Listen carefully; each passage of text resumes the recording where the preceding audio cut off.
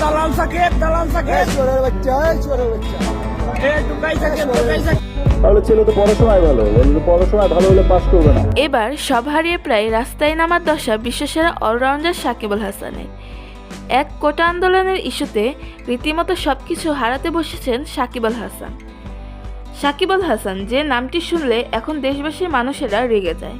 এবার শাকিব খানের হয়ল্যান্ড কোম্পানি থেকে চিরতরে বিদায় নিলেন সাকিব আল হাসান। বিস্তারিত জানতে না টেনে পুরো ভিডিওটি দেখুন। এবার শাকিব খানও এমন দেশদ্রোহী বিশ্বাসঘাতকের কাছ থেকে মুখ ঘুরালেন।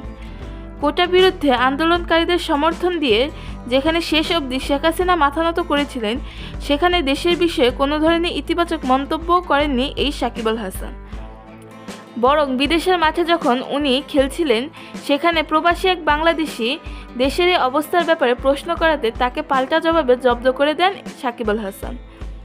এক শেখ হাসিনার পদত্যাগে পথে বসেছেন আওয়ামী লীগের অনেক নেতাকর্মীরা। ক্ষমতা হারিয়ে এবার দুঃসময়ের মুখে তারা।